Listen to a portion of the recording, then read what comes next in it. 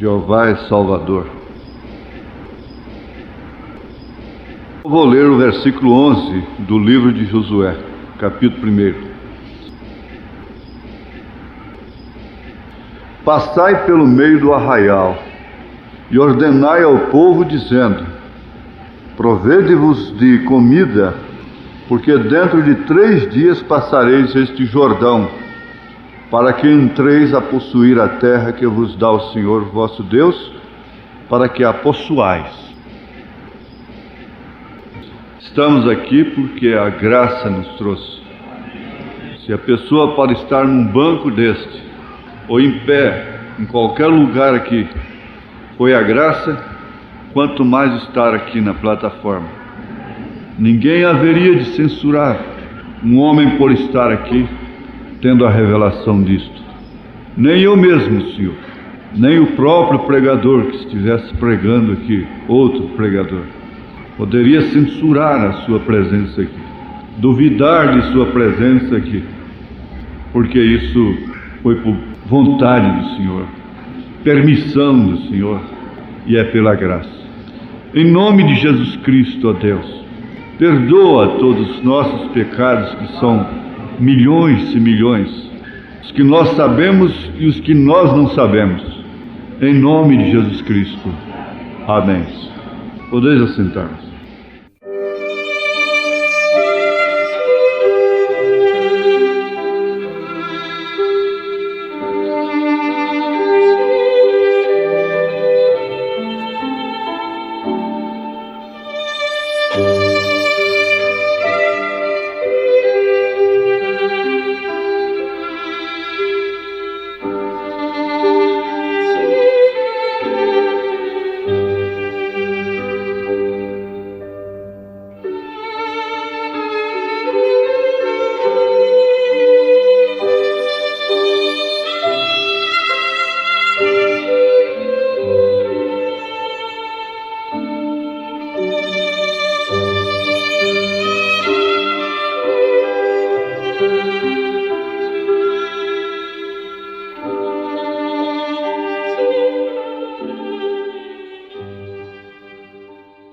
Passai pelo meio do arraial e ordenai ao povo, dizendo: provede-vos de comida, porque dentro de 3 dias passareis este Jordão, para que entreis a possuir a terra que vos dá o Senhor vosso Deus, para que a possuais. Agora vamos entrar no Jordão. O Jordão é famoso pelos seus grandes acontecimentos que nele se deram, pois ele está na geografia bíblica. Agora, o Jordão é dotado de características especiais, que não fazem dele um belo rio, um rio desejável, como há muita curiosidade sobre o rio Nilo, onde concubinas, donzelas se banhavam, águas cristalinas de generais, como do general Naamã. Não, ele não aparece dessa forma. Eis, pois, o seu retrato falado. O Rio Jordão é famoso pelos grandes acontecimentos que nele se deram. Pelo poder de Deus, olha, sempre foi pelo poder de Deus. Pelo poder de Deus, suas águas se abriram como no Mar Vermelho e ficaram suspensas para passar os israelitas. Josué capítulo 3. Facilitando assim essa passagem, essa abertura do Rio Jordão, facilitou a conquista da terra de Canaã. Sem esta última travessia, eles não conquistariam a terra de Canaã. E teria que ser atravessado numa hora que ele estivesse transbordando. Para começar, suas águas são barrentas, porque até hoje ele existe, não é? Vamos notar aqui, Davi fugindo de Absalão, numa fuga, Davi fugindo, o grande rei amado, tipo de Cristo, coração segundo Deus, pelo qual muitos dariam suas vidas, se hoje vivessem muitas irmãs morreriam por ele, muitos irmãos morreriam por ele. Davi fugindo de Absalão e voltando para onde? Eu não posso parar nisso aqui, mas é uma mensagem tremenda. Fugindo de Absalão, voltando para Jerusalém. Fugindo de Absalão, voltando para Jerusalém, teve que atravessar o Jordão.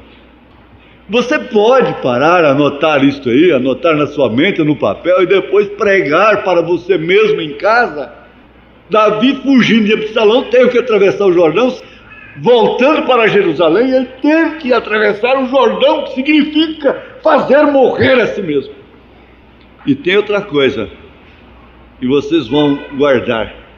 Davi atravessou o Jordão somente uma vez? Não, duas.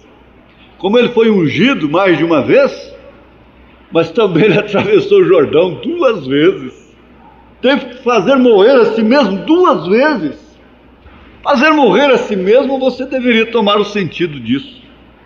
Irmãos, por não fazer morrer a si mesmo, muitas pessoas não alcançam a era do vencedor, não entram na terra prometida, justamente por causa disso, porque elas estão sendo dirigidas exclusivamente pelos seus sentidos, e a única coisa que faz morrer a si mesmo, os seus próprios sentidos, é uma fé cega, é uma fé genuína, é uma fé na mensagem. Porque a fé genuína na mensagem sobrepuja, supera o autodescrédito. Porque quando a pessoa não acredita em si própria mais, não acredita mais em seus próprios propósitos, decisões, não acredita em sua própria palavra e não acredita mais nos seus sentidos, ela cai num estado de melancolia, ela cai em depressão, ela fica deprimida, se desvaloriza a si própria e, não dando valor em si mesma, corre o risco de não acreditar mais em ninguém, porque o que acontece com as nações é justamente o caos está aí. Ninguém crê no que o homem fala, no que o homem promete. E essa situação tem abarcado o mundo. Esta é uma situação que precede realmente a volta de nosso Senhor Jesus Cristo. Isso teria que acontecer. Quando você descobre que o homem não é aquilo que você pensava que ele era, que a mulher não é aquilo que você pensava que ela era, você vai de uma forma assim gradativa desacreditando nas pessoas, consequentemente desacreditando em si mesmo, que você não pode vencer, e isso vai causando um desfalecimento, e as pessoas vão perdendo a força moral, sobretudo a força espiritual, e vai secando, secando, secando, secando cada dia que passa. Parece que a mina foi estancada e a água vai diminuindo cada dia que passa. Exatamente o que estava acontecendo com Abraão e Sara. Estavam mortos em si mesmos, não podiam alimentar esperanças em si próprios e de si próprios. Só uma coisa sustentou aquele homem contra toda a contradição que você possa pensar na vida: fé. Fé no que Deus falou, fé no que Deus fala, não é fé em mim. Então Davi teve que ter uma experiência dupla com o Jordão. Isso está em 2 Samuel 17, 22, 24, 2 Samuel 19, 15, 18. E os dois profetas, Elias e Eliseu, eles atravessaram o Jordão justamente perto de Jericó, a cidade da maldição. Você sabe que Josué amaldiçoou Jericó, e eles atravessaram o Jordão perto dessa cidade amaldiçoada. Quando o Jordão passarmos unidos, Elias e Eliseu Cristo e a noiva. Você vai encarar, você vai olhar desde o Éden, cada um tendo o seu Jordão. Você chega em Jesus Cristo, você o encontra dentro do Jordão. Você encontra a igreja passando pelo Jordão de morte, de agruras, de sofrimento, de contradição, mas perguntando: para onde iremos nós? Para onde vou eu? Mas olha aqui, os dois profetas, Elias e Eliseu, atravessaram o Jordão perto de Jericó. 2 Reis 2, 5, 8. 2 Reis 13, 15. O general Naamã, eu não quero pregar somente sobre o rio, porque cada tópico desse aqui é uma mensagem.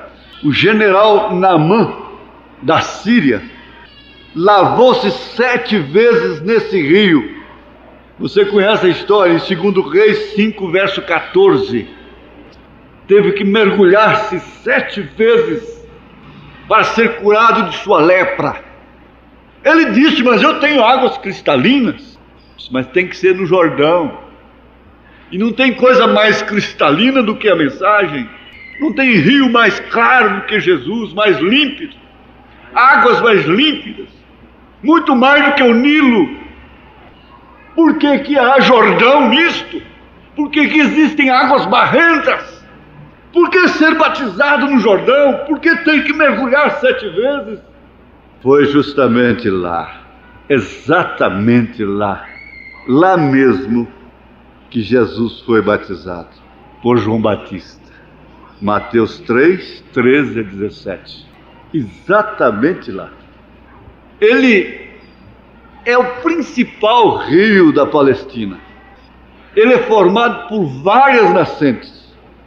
A parte essencial do mesmo, desse rio Jordão, nasce nas montanhas do Antilíbano, no norte da Palestina, de onde desce para o sul, entrando no mar da Galileia e depois desaguando aonde? No Mar Morto, que é o mar salgado. Para onde vai toda a sujeira que caiu nele? Vai para o Mar Morto, para o mar salgado. O rio tem uma medida de 193 quilômetros, daqui a Brasília, mais ou menos. 193 quilômetros de extensão. Agora um detalhe: é o único rio no mundo inteiro, que se desliza, que corre a uma altura inferior ao nível do mar. Ele está abaixo do nível do mar. Ele está abaixo do nível do oceano. Ele está abaixo do nível do Pacífico. Como que se pode entender isto? Os mares teriam que correr para ele, e não ele para os mares. E isso é um fato curioso, de ser ele, o Jordão, o único rio no mundo inteiro que se desliza, que corre no nível inferior ao nível do mar. Vamos parar aqui um pouco, se der tempo a gente volta aí. Nós vamos encarar uns fatos aqui, práticos. Preste bem atenção. Depois que um homem que militou pela fé, bem entendido, depois que ele passa, isso tem uma ligação, você vai notar.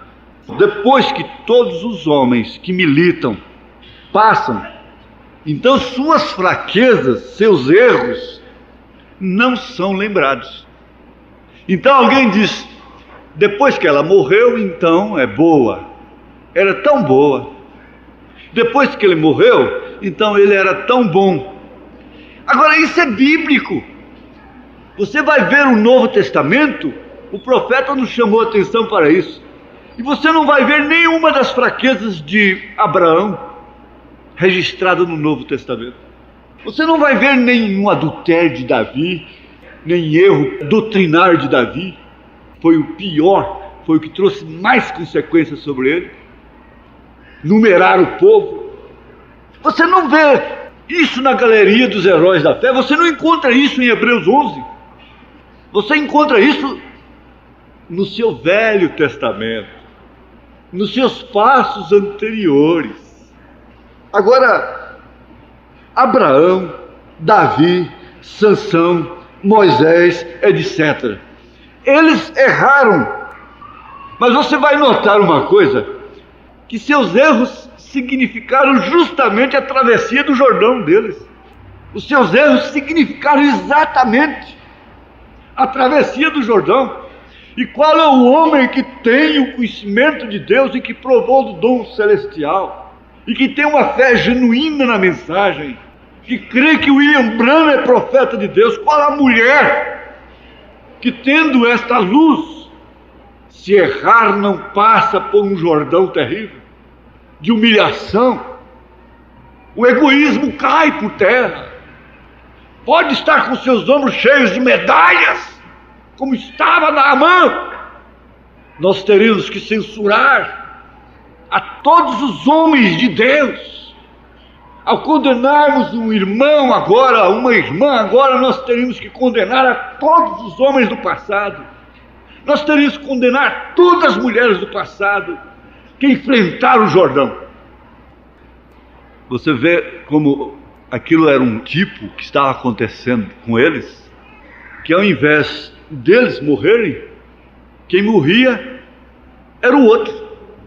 Por exemplo, Abraão apostatou-se, saiu do lugar que não deveria sair, chegou lá, mentiu para Abimeleque que Sara não era sua esposa. Abimeleque preparou-se para deitar com ela, e Deus veio a ele e disse: você é um homem morto. Disse: mas como, meu senhor? Por quê? Porque essa mulher, ela é mulher do meu profeta. Disse: mas como eu posso morrer? Eu perguntei para ele antes. Ele me disse que não é, ele negou. Ele negou que é marido dela. Eu jamais faria uma coisa dessa. O senhor sabe que sou justo, que eu tenho um coração temente. Não toques nesta mulher, caso contrário você é morto. O profeta diz na restauração da árvore noiva. Isso era a predestinação. Abimeleque não pode tocar em Sara, como o diabo não pode tocar na alma da noiva. Não pode manchar a alma da noiva, de forma alguma, de maneira alguma. Mas Abraão é que é culpado. Agora vamos botar Abraão aqui no banco e vamos chamar irmãs que gostam de julgar, que têm capacidade para julgar, irmãos que têm capacidade para julgar, e vamos interrogar, vamos chamar a TV, vamos chamar toda a rede de televisão e vamos julgar Abraão aqui. Quem é que está errado nesse caso? O homem vai morrer porque ele mentiu. Olha, cuidado. Agora, com a luz que você tem, provavelmente você não condenaria Abraão. Mas eu não sei. Vamos julgar o homem? Julgando o homem, acusando o homem, você estaria julgando a Deus. Nem mesmo Deus computou tal coisa. Deus ignorou a apostasia, a mentira de Abraão. Deus virou o rosto e disse: esse é meu protegido. Pronto. O pai protege seu filho, e Deus não protege seus filhos? E eu sou um protegido de Deus. Você é? Você é protegida? Você é protegido de Deus? Ou você acha que protegido é somente livrar de um acidente? Então Deus não protegeu o irmão Branham? Ele protege a sua alma. Ninguém melhor do que Deus sabe o que significa manchar uma alma, porque a alma que pecar, esta morrerá. Seu corpo erra, mas sua alma não. Você não crê em eu. Há uma lei no interior que diz: eu creio no bem e não no mal. Há uma lei exterior que às vezes te leva a fazer o mal em vez do bem que você quer fazer. Romanos 7. Fale com segurança, pense com segurança, olhe com segurança. Tenha coragem de olhar para essa verdade, para a luz da palavra.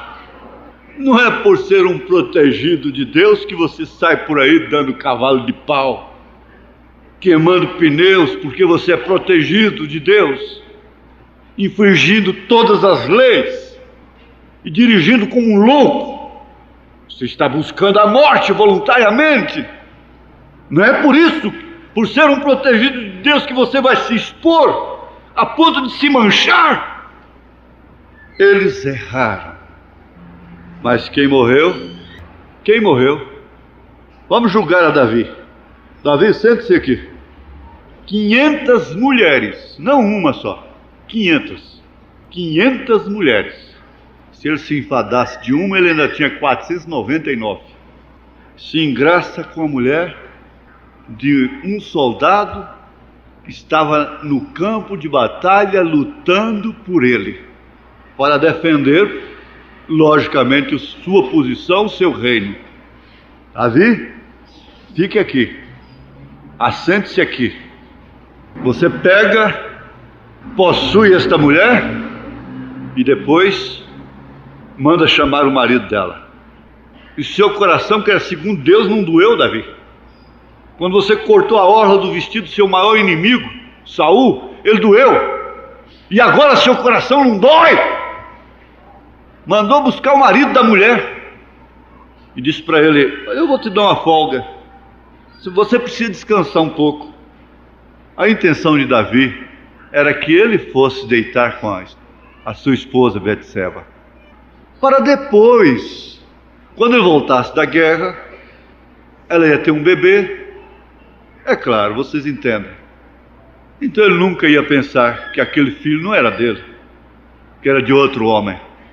Mas a fidelidade de Urias não deixou.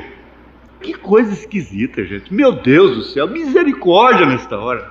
Misericórdia. O homem disse: meu senhor, como que eu posso ir deitar com minha esposa, ir para casa, com meus colegas, com meu senhor em guerra? Ele era um homem, até onde eu sei, nem israelita, ele tinha entrado por adoção. E tão fiel, disse: não, me perdoa, meu senhor, mas eu não vou aceitar essa liberdade para mim. O rei oferecendo liberdade para ele, capciosamente. Ele disse: não, eu não farei isto. Então faz o seguinte, vamos dar um banquete para ele. Vamos dar um banquete. Olha só como quando a pessoa quer enganar a outra, quer cauterizar, quer consertar uma situação. Vamos dar um banquete. Bateu lá, veio o banquete. Vinho no Urias. O Urias ficou bêbado. Agora ele vai. Ele perdeu o raciocínio, ele perdeu o sentimento, ele perdeu a razão, ele perdeu tudo agora que ele tinha. Ele agora vai. O homem saiu trocando as pernas, deu continência, saiu, chegou lá nos degraus, lá na porta. Seu raciocínio ainda funcionou. Se eu não vou deitar com minha esposa, não, porque meus companheiros estão em guerra. E ali ele dormiu. Quando Davi saiu no outro dia, olhou na janela, o homem lá: você não foi para casa? Não, senhor, estou com a cabeça doendo, o que aconteceu comigo? Mas eu estou pronto para voltar. Então faz o seguinte, você vai e fica na frente do pilotão. O Davi, você está julgando o Davi agora. Olha só como que o homem faz. Urias tinha que ficar na frente para morrer. E foi exatamente o que aconteceu. E no fim das contas, você conhece a história. Quem morreu foi Urias, não foi Davi. Protegido de Deus, predestinação, tipo, para ser cumprido nele. Não confunda. Você não vai fazer o mesmo porque Davi fez. Nós voltamos aqui no Rio Jordão. Fazer morrer a si mesmo seria justamente aquilo que nós temos vindo batalhando para que a igreja, para que as pessoas possam desvincular a sua fé no tato, na visão, na audição, no paladar, no olfato, no raciocínio, na memória, na própria consciência, porque tudo isso morre. Você sabe que esse afeto morreu. Aqui o irmão Branham, orando, ele diz assim: nosso bondoso Pai Celestial, realmente é um privilégio que temos de nos aproximar de Ti, nosso Deus e Salvador. Ouvindo este hino maravilhoso, quão grande és Tu, nos emociona porque sabemos que Tu és grande. E oramos que Tua grandeza nos seja manifestada de novo nesta tarde, enquanto falamos. E coube a mim pela primeira vez em muitos anos tentar voltar ao passado da vida, e eu oro que Tu me des força e o que eu preciso, Senhor, para estar nesta hora, e que todos os meus erros na vida, somente sejam para outros uma pedra sobre a qual dar passos que os trouxesse mais perto de Ti. Que todos os meus erros da vida, pense nisto, sirvam de pedras para outros pisarem, não tropeçarem, pedras que formam a travessia.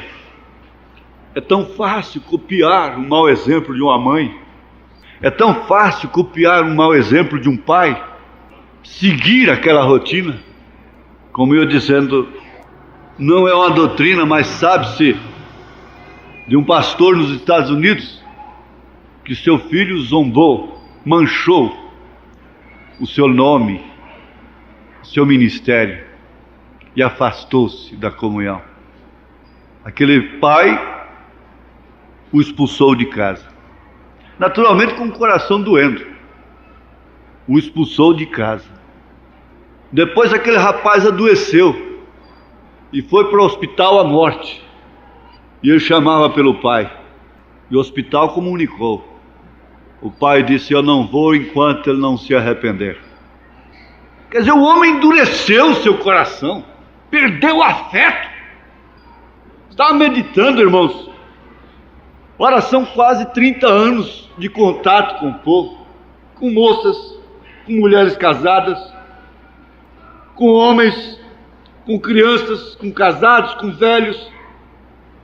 Isso traz alguma experiência para a gente. Durante esses anos a gente vê pessoas brincando com aquilo que tem, brincando com seu voto matrimonial, brincando com o marido que Deus lhe deu. Mulheres totalmente insatisfeitas com a vida, com aquilo que possuem, enquanto outras dariam 1000 glórias a Deus, e viveriam dando glórias ao Senhor se tivesse o que elas têm. Elas nunca se lembram de dizer: bendiz a minha alma e bendiz o Senhor, e não te esqueças dos seus benefícios. Homens que trabalham e que vivem somente para elas, e elas abusam da paciência do marido. E se tivesse que tomar a posição de botar um filho para fora de casa, sabe o que diz a mulher que prefere seu filho? Se você fizer isso, eu também vou. Se você fizer isto, eu não piso mais na igreja. Quantas vezes acontece isso? Eu não quero, eu sou bastante, eu sou suficiente para você. Eu não quero que você tire carteira de motorista. 3, 4 anos, 5 anos. Carteira de motorista, carteira de motorista, carteira de motorista, carteira de motorista. Tá certo, então tire a carteira de motorista. Aí então agora é um carro. 3, 4, 5, 6 anos. Eu quero um carro, eu quero um carro, eu quero um carro, eu quero um carro. Vai deitar, eu quero um carro. Vai sair, tá vendo? Se tem que esperar uma coisa qualquer. Tá vendo se eu tivesse meu carro? Eu quero um carro, eu quero um carro. E não sabe agradecer a Deus o que tem. Como Deus tem duas vontades, uma perfeita e uma permissiva, O homem também tem. Pega e dá o carro. E outras coisas vão acontecendo que por fim aquela mulher morre para aquele homem. Morre de vez. Acaba. Como o crente rebelde por fim morre para Deus. Ela atravessa o limite. Mas as pessoas não estão sabendo disso. Porque ela só aparece perante as pessoas como santa, como boazinha. Ela é muito educada. Eles não sabem de nada o que tem acontecido durante os anos. É o Jordão. Quando Deus tira o afeto, tira aquela presa, depois de você chorar, depois de você fazer tudo, depois de você jejuar, depois de você orar, depois de você suportar tudo de filhos e tudo, prefere escolher o homossexualismo e tolerá-lo. Depois, na concepção social, é a vítima, é a pobre vítima, é a grande sofredora. É o princípio social. Deus está sabendo de todas as coisas, tudo que passa debaixo do céu. Ele sabe o que está acontecendo. Quando Deus fecha o coração para um homem, vocês conhecem a história de Saul. Nunca mais Deus falou com Saul, nunca mais. Mas para Jordão dele, para Jordão destes homens que enfrentam esses tipos de mulher, porque eles têm que fazer morrer a si mesmo. Agora eu diria, mocinhas recém-casadas, donas de casa, cuidado com suas vidas. Mamães, cuidado, que vocês vão desgraçar o lar, a vida de suas filhas. Elas não querem atravessar o Jordão. Elas não querem de forma alguma. Quando elas estão para se casar, elas se esquecem de que estão se casando com um rapaz pobre. E depois, mesmo que tudo vai bem, muitas delas, não todas, com exceção de muitas, são insatisfeitas, são mal agradecidas. Se você é uma senhora casada, dê graças a Deus por ter um homem que anda na rua pensando em você, trabalha pensando em você, trabalha pensando em seus filhos, que não tem outra mulher. Porque quando ele cair, você cair da graça dele, ele arranja outra. Elas estão se oferecendo. E aí então vem uma desgraça. As abuse. Dizem, água mole bate em pedra dura até que fura. Salomão disse, a mulher sábia edifica a casa, quer dizer, a tola a derruba.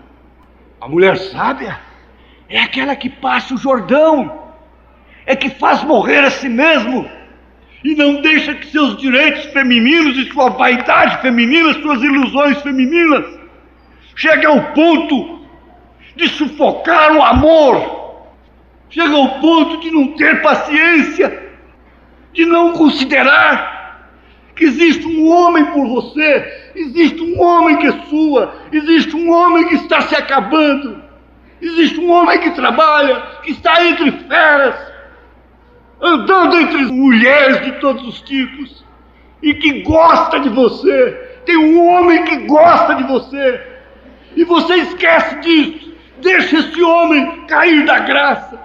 Deixa você cair no coração dele. E mesmo que ele chore, mesmo que ele tente, ele não dá conta mais de voltar. Não consegue. Deixa essa mãe faltar. Deixa esse pai faltar.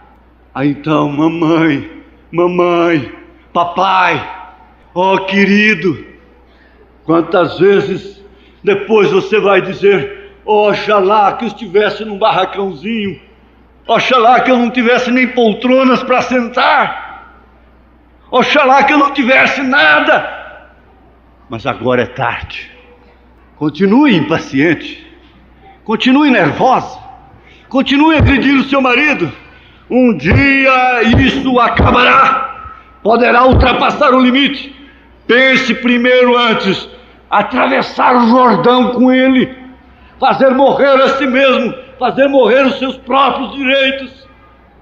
Nós estamos vivendo na era de direitos. A televisão ensinou de uma maneira batizada ao mundo todo, as mulheres todas, a serem arrogantes, presunçosas, amantes de si mesmas, cuidam mais de suas afeições do que da afeição de um homem que está se acabando por ela.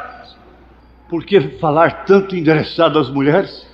Porque ela é dificular, ela é que segura, ela é que é a torre, ela é que é a coluna, dividindo as atenções com família. O homem vai se sentindo marginalizado cada dia que passa.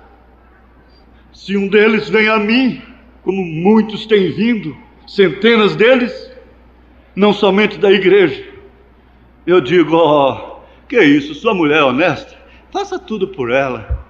Mas um homem aí se acaba por causa de uma perdida, ele dá tudo por uma perdida, então você se acabe por ela. Ela é honesta, faça uma revisão de seus valores morais, isso é o bastante, faça tudo, mas eu digo para elas, cuidado, porque um dia isso pode romper lá dentro, você vai esticando até arrebenta, e a hora que arrebentar não solda mais não cola mais não, aí não adianta mais.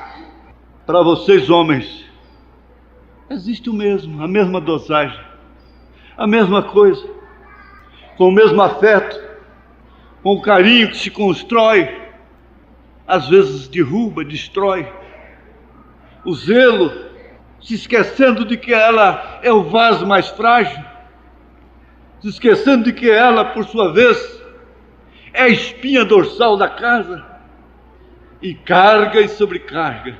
Há um grande defeito no homem, é de exigir um entendimento da mulher que ela não tem.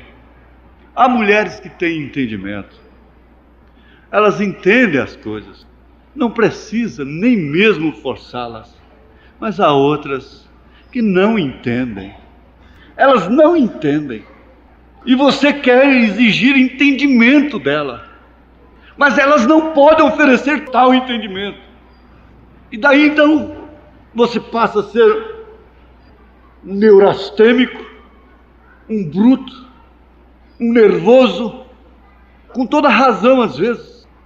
Ela te provoca, você está cansado, você está estressado, e daí então o revide.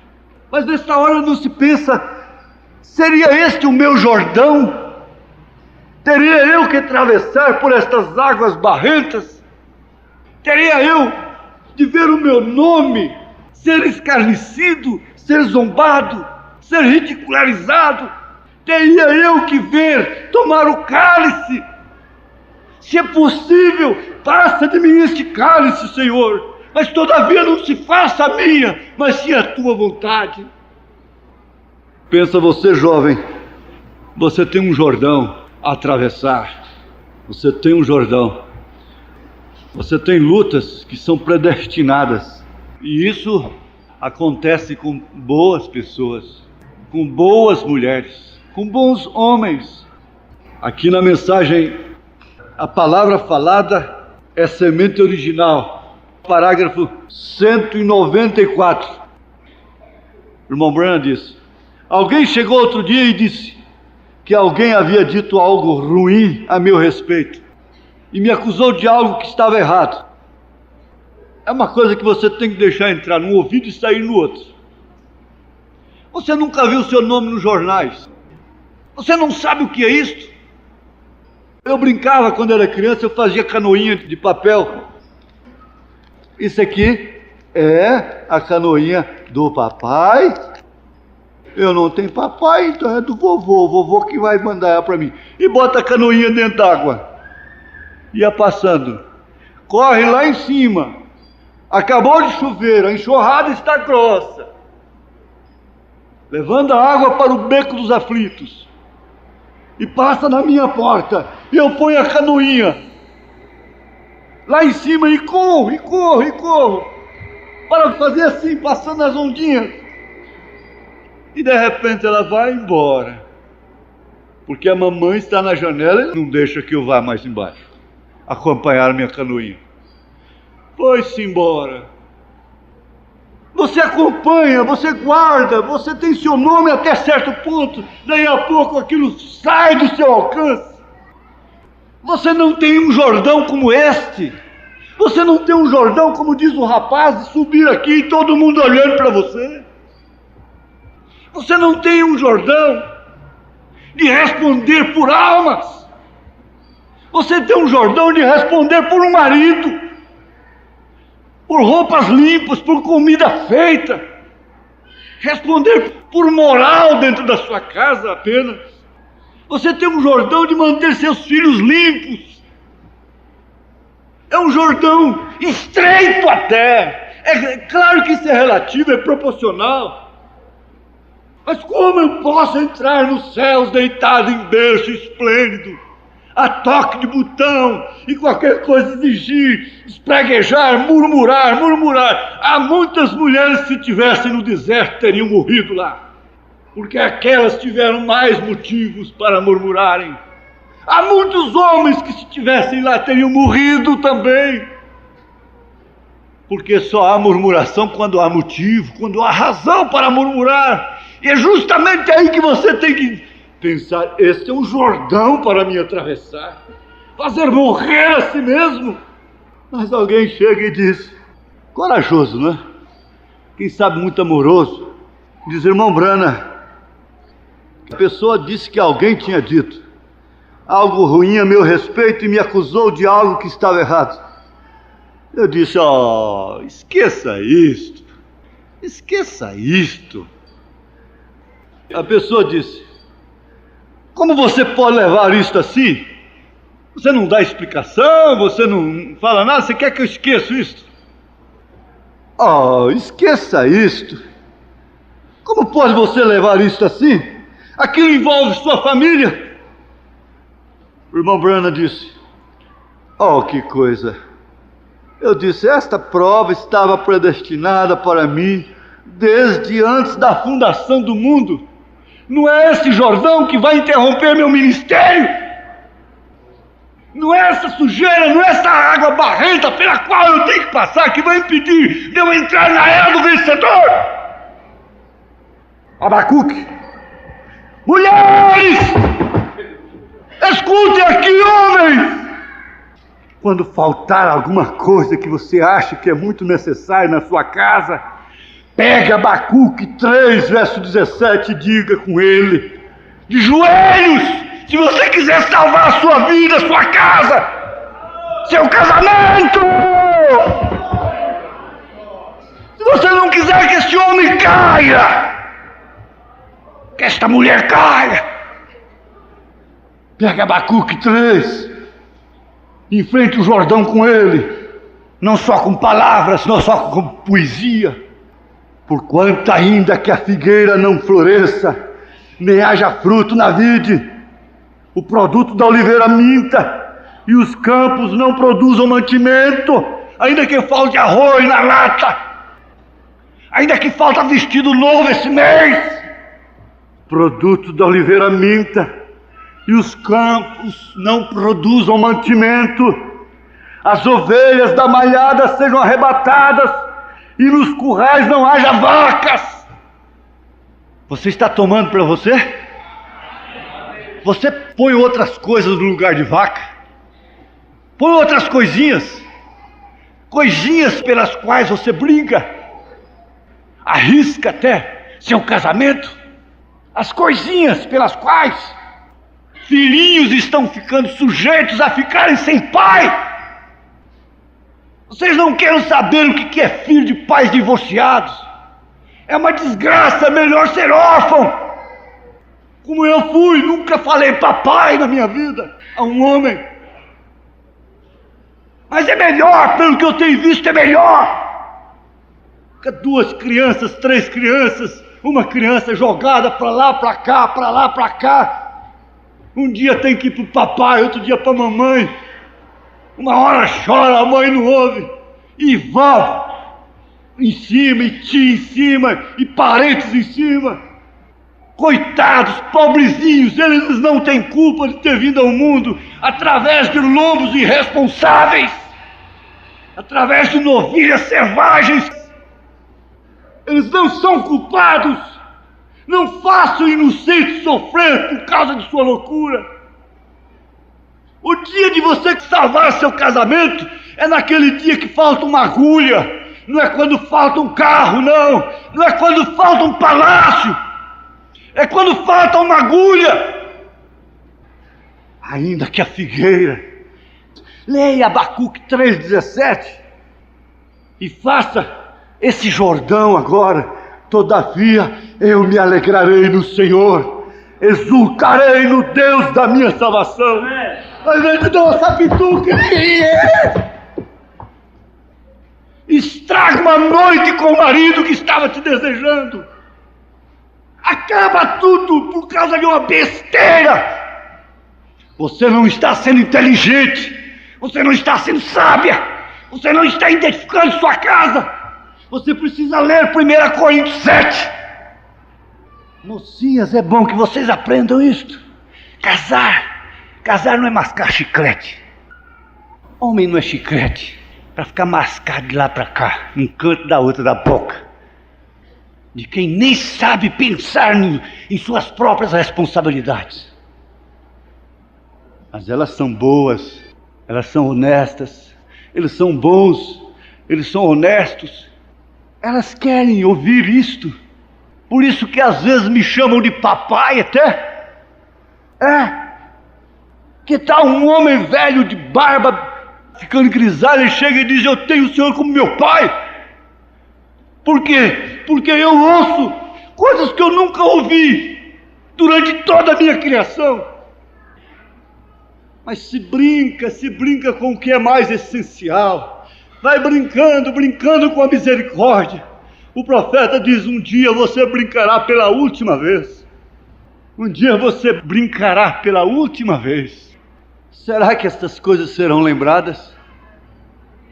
Eu conheço mulheres que dão graças a Deus por ter um marido falho, um marido bêbado, um marido que sai, cai na sarjeta, e quando vão procurar, chega lá, está aquele homem, o qual ela tanto beija, caído na sarjeta, pai de seus filhos, e ela pega aquele marido, levanta, sustenta, chega em casa, dá banho, dá uma coisa quente para tomar, lhe acaricia, lhe beija, e ele fedendo, não está com cheiro de colônia não, preparado para um romance, não, ela apanha aquela coisa fétida, fedida,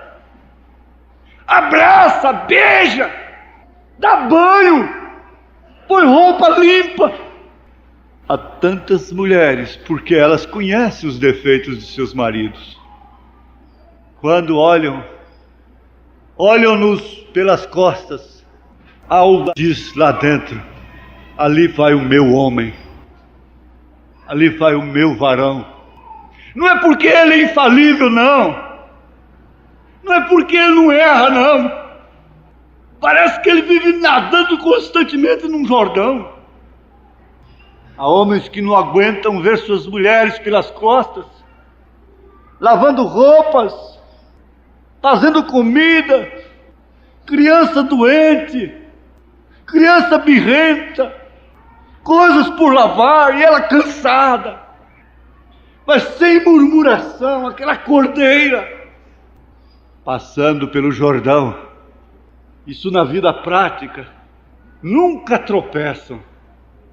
Já outros são predestinados para tropeçarem. Não tropeça no amor do marido, não tropeça em suas fraquezas, não tropeça em nada. Gosta dela daquele jeito mesmo, gosta dele daquele jeito. Eu te gosto, é como você é. E não tropeça em nada. É como crente na vida prática. O mundo foi predestinado para se escandalizar, para tropeçar na maior pedra de tropeço, na maior rocha de escândalo que já houve. Quem é ela? Senhor Jesus Cristo. Por isso ele vira uma munha. Mas já outros não tropeçam. Os erros de um homem não servem nada mais para eles do que de pedras, para eles pisarem e acabar de atravessar o Jordão. Não pense você que este homem, William Branham, nunca errou. Mas ele disse aqui que os meus erros sirvam de pedras, não para tropeço, mas para que as pessoas pisem, outros possam pisar e atravessarem firmes. Eu disse, é na mensagem do Desvelar de Deus, parágrafo 46. Mas isso seguiu em frente, isso aconteceu só um pouco, viajando em direção ao norte, poucos dias mais tarde, aquilo alcançou o oceano, e vocês viram o que aconteceu ao redor de Fairbanks. Isto foi um sinal de julgamento. Agora encontramos que Deus permanece. Vê você, isso colocou as pessoas em pânico. Então aquilo teve que acontecer, vê você. Isto simplesmente tem que acontecer. As coisas que têm que acontecer de qualquer maneira. Você pode guardar isso? Não pense que você acabando com o sistema nervoso que você tem, você vai evitar. Não. O que tem de acontecer, vai acontecer de qualquer maneira. E isto vai acontecer de qualquer modo.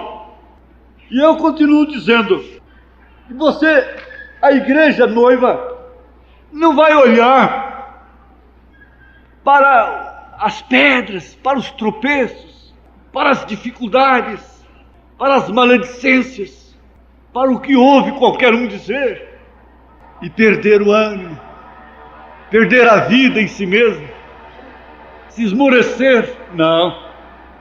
Para começar, um cristão não faz alvoroço, diz o profeta, porque ele está ancorado. Na mensagem do Desvelar de Deus, parágrafo 22. Olha, tomemos isto aqui. Eu estou assentado convosco. Estou assentado lá no último banco. Quem está falando é o profeta. Quem está falando tem condição de falar. Pode e deve falar. Ele diz, agora o meu assunto nesta manhã, eu confio que Deus revelará isto. E cada vez, se você pega as fitas e ouve, e eu espero e confio que você tem tido um entendimento espiritual do que Deus tem tentado colocar na igreja sem dizê-lo claramente. Há uma curiosidade que envolve as mulheres. Mas veja, às vezes diz, temos que dizer coisas de certo modo para que isto possa diminuir, que a igreja possa diminuir, para que possa fazer alguns saírem, outros irem embora, e outros a refletirem. Mas isto é feito propositalmente. Coisas que se tornam um verdadeiro Jordão para a pessoa. Isso tem que ser feito propositalmente. Isso tem que ser feito desta maneira. Então pode ser que alguns dizem, você quer dizer que Deus faria uma coisa como esta de propósito? O profeta diz, Ele certamente o fez. Ele ainda faz propositalmente para a igreja diminuir, para uns caírem e outros irem embora. Ele põe um Jordão na frente da pessoa, e não um Jordão vazio, não, é transbordando, água suja, barrenta diante de você. Ele disse certo dia, quando ele tinha milhares a seu redor, ele disse, a não ser que vocês comam da carne do Filho de Deus, Filho do homem, e bebam o seu sangue, vocês não terão nenhuma vida em si mesmos. Que espécie de afirmação você pensa que um médico, ou uma enfermeira, ou uma boa pessoa intelectual pensaria de uma afirmação como esta, por um homem que teve um ministério como ele teve? Porque ele diria, comer a carne, isso é canibalismo. Beber o sangue humano é um vampiro. Em outras palavras, ele quer que nós sejamos canibais e vampiros, e toda a audiência afastou-se dele. Ele fez aquilo propositalmente. o desvelar de Deus, parágrafo 22, 23 em diante. Ele fez aquilo propositalmente. Vai indo aquele mar de rosas. Aquele mar de rosas. Você ainda não a conhece bem. Você ainda não o conhece. Deixa de dar um presente para ela no dia do seu aniversário. Deixa. Experimente só. Quebre a tradição. Quebre a tradição. Vê com que espírito ela te receberá naquele dia. Isso é tudo. Ela vai destruir aquele casamento. Ele vai destruir aquele casamento. Porque isso virou um Jordão intransponível. Não vai ser suspensa. Aquelas águas não vão se abrir. Aquele mar não vai se abrir. Vai ficar escravo de Faraó? Não. Já saímos da denominação. Mas vai ficar aqui do Jordão? Sim. Por quê? Porque ele pôs um Jordão na minha frente. Vocês leiam, vejam como Deus se aborreceu daqueles espias, daqueles visitantes que foram lá e que voltaram dizendo: isso aqui é da terra, mas eles são grandes, eles são maiores do que nós. Deus ficou irritado com aquilo. Deus irou-se com aquilo. Quem é maior? É o altar ou a oferta? Quem é maior? É ele ou aquilo? O objeto? Quem é maior? É ela ou um objeto? Eu costumo dizer, quando brigo com alguns irmãos, principalmente serviço material, digo: você vale muito mais do que isso. Você vale muito mais do que essas bobagens. Você vale muito mais. Quem é que vale mais? É sua alma, é sua salvação? É a era do vencedor? É o seu casamento? É sua tranquilidade de espírito? É a paz do coração? Quem é que vale mais? É seu marido? Ou objetos? Quem é que vale mais? É sua mulher ou objetos? Quem é que vale mais? É Jesus Cristo? É Deus? É a terra prometida ou é o Jordão? Se tenho que chegar, tenho que atravessar. Eu tenho o meu Jordão e você também tem o seu. Nós temos o nosso Jordão. Eu tenho o meu Jordão. Agora você sai daqui. Diz: essa mensagem foi proposital. Foi sim. Para você levantar ou cair. Para você acabar com bobagens ou então seguir em frente. E seguir em frente. Ou então cair. Acabar tudo. Foi proposital? Foi. Foi dito proposital? Foi. Para o mal? Não. Você vai analisar. Foi para o mal? Se alguém diz que foi para o mal, levanta a mão. Foi para o bem? Levante sua mão. Se foi para o bem, então aplauda Jesus Cristo. Aleluia. Aleluia. Aleluia. Aleluia. Aleluia.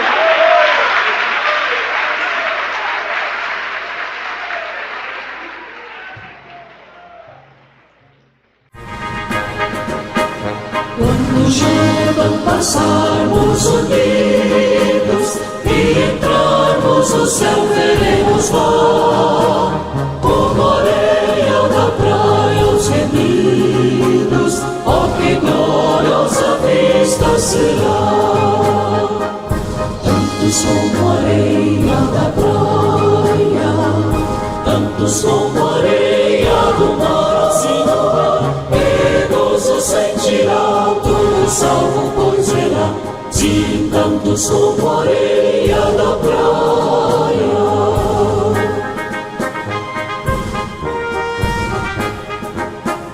Na margem do rio da vida, onde paz e justiça haverá, nós veremos a terra prometida. Oh, que gloriosa vista será! Tantos como a areia da praia, tantos como a areia do mar,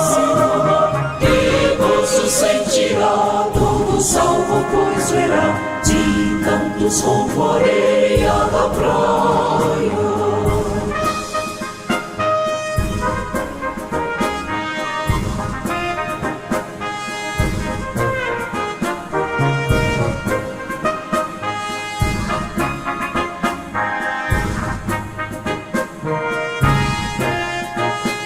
Quando Cristo Jesus contemplarmos, coroado no céu estará, e prostrado aos seus pés adorarmos, oh que gloriosa vista será!